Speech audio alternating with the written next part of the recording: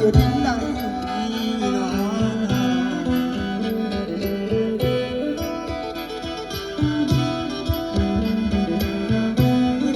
มือนี้จังเลือกแก่ใจอันสมสิ่งใจมาส่งพอได้มาดอกบางโผไม่ยอมน้องยายอยากขอดอกฟังเว้าไปคดีกับสร้างสื่อว่าให้ซื้อดอกตา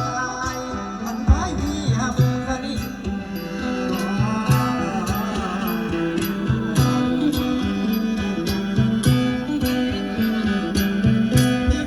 ยายมาลีนกน้องมันต้องมีพระได้จิตคิดทำเบิ่งดอกแพงหลักบ่จืดจางนกเขาน้อย จิตจะปล่อยใจสางแสดงความรักพออยากขอฝากบทขับไว้อันน้ำน้องน่าจะเพียง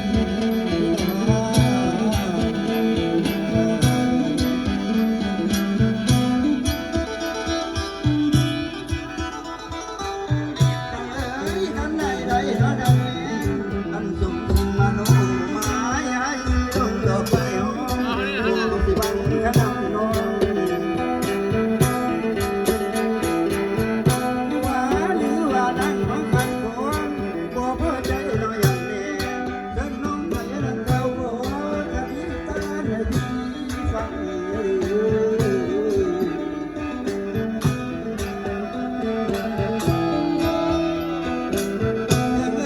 ือน้องยังบ่มีสู้มาผัวมาบ่ได้เดือหรือนั่งเดือกันที่อายไว้แน่หน้าได้สักอ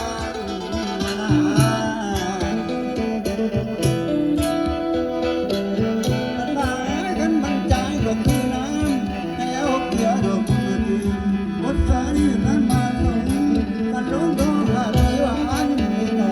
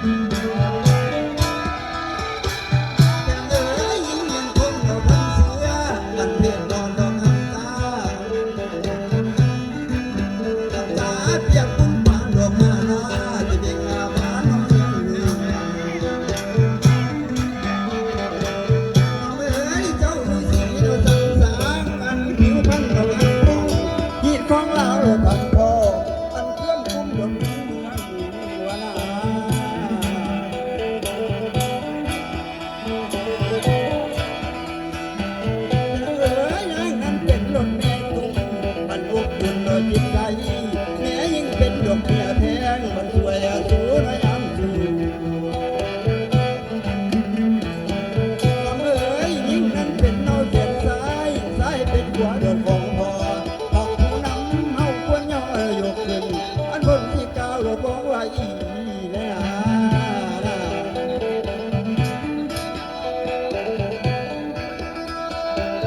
นางเอ๋ยยิ่งเปรียบดังเสาคำอันกำได้ดอกเขหาขาดเพศดินดอกน้ำฟ้าบ่หอนงามน้ำตาใดก็เอ๋ยยุกเรียกงานใดอันสู้ไปก็ได้อยู่หากขาดผู้ผู้ซอยคำที่สู้ได้ก็บ่ไหวได้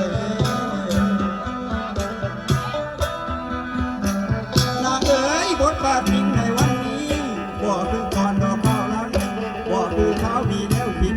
เปรียบผู้หญิงเป็นของใส่นางเอ๋ยในสาธาดอกเดียวนี้อันยิ่งสายสำนึกภาพดังแล้วอันผู้ชายนั้นเหตุใดมันแม่หญิงก็เหตุใดที่เพียงความดอกพันกันว่า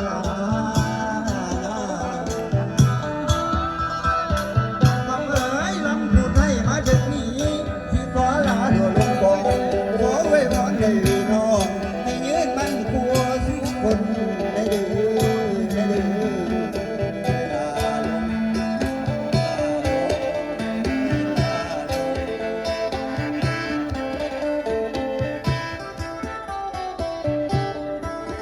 โอ้ยสินอนผู้ตายสิได้ผู้ย่างเลย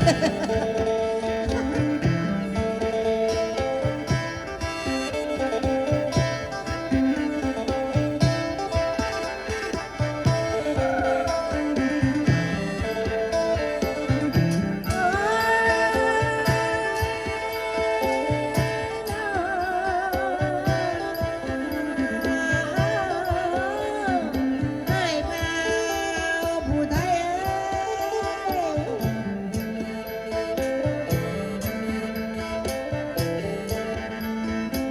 ใส่เอ้ยมาแต่มาดอกปัน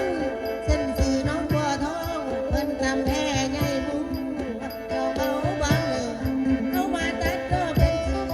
น่าจะสิงสองไข่หนุ่มพุงพุงแม่น้ำแห้งก่อนย้อยย้อนอ่อนทิ้งย้อยย้อนอ่อนทิ้ง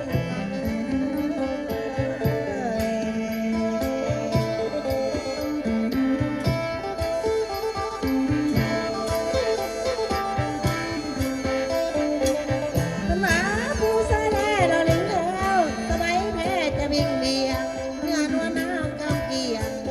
เห็นแล้วเอากระสันไว้เห็นแล้วเอากระสันไอ้เอ้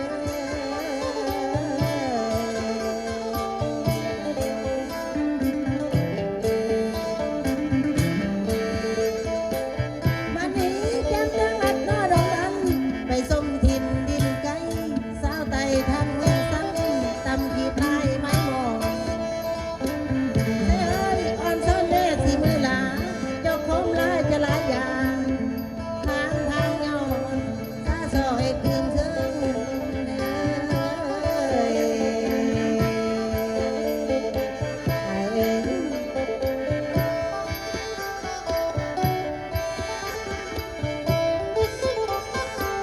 ใส่เอ้ยเพิ่งมาบังแล้วซ้ำแล้วมึงจริงเห็นไรสีโหพายเป็นพายองวนสองใส่ย้อนเล่านั้นกันไอ้นางนี่จังกาละมังมา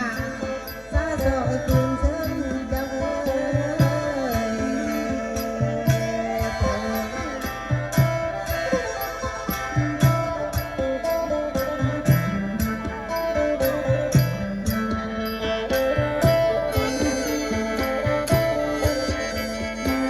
มันนี้มีจังไรกันเนื้อเดียวโดดเดียวนอนเดียวเจ็ดงามเขียวย่องย่องหมู่วัดซาน้องนาจำที่ดองเพื่อนพ่อป้าลง คนงามนี่จังไรขนุกหนอไว้ในคอขุดสมิงเด้อเจ้าเอ้ยเจ้าเอ้ย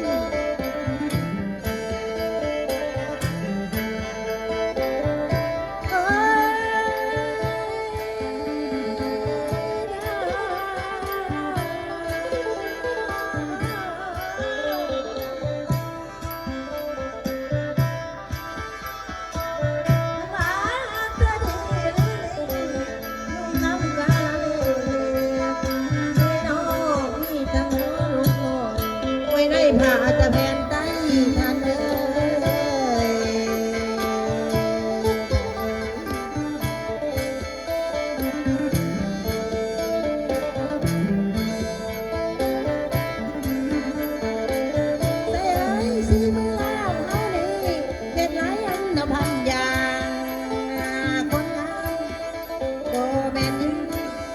นิ่งขลาลา